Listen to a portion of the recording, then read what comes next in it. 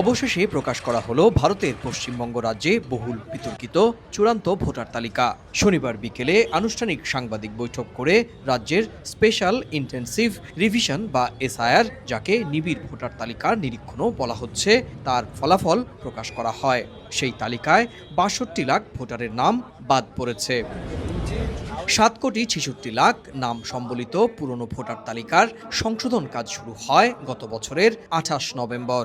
Supreme কোর্টের নির্দেশে এক দফা সময় বাড়ানোর পর শনিবার চূড়ান্ত তালিকা প্রকাশ করে রাজ্য নির্বাচন কমিশনার মনোজ আগরওয়াল জানান, নতুন তালিকায় ৭,৪৫,৫৯,২৮৪ জনের নাম রয়েছে।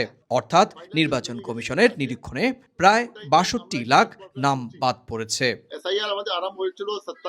যদিও এর মধ্যে মৃত ভোটার ২৪,১৭,০০০, স্থানান্তরিত ভোটার ছিলেন ২০ লাখ, খুঁজে পাওয়া যায়নি এমন ভোটারের সংখ্যা ছিল ১২ লাখ।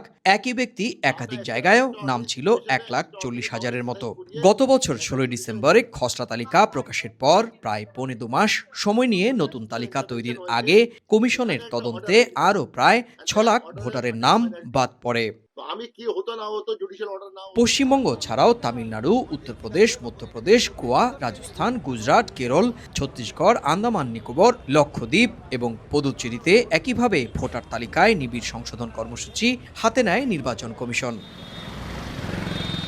এর আগে খসড়া ভোটার তালিকা থেকে পশ্চিমবঙ্গে মৃত এবং একাধিক জায়গায় নাম থাকা ৫৮ লাখ নাম বাদ দেওয়া হয়। পাশাপাশি নানা ধরনের অসঙ্গতি থাকায় চিহ্নিত হয় ১,৭,০০,০০০ ভোটারের নাম। তাদের প্রত্যেকের কাছে নোটিশ পাঠিয়ে নতুন করে তদন্ত শুরু করে কেন্দ্রীয় নির্বাচন কমিশন।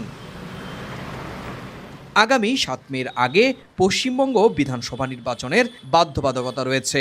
আগামী এক সপ্তাহের মধ্যেই নির্বাচনের তারিখ ঘোষণা হতে পারে বলেও ধারণা করা হচ্ছে।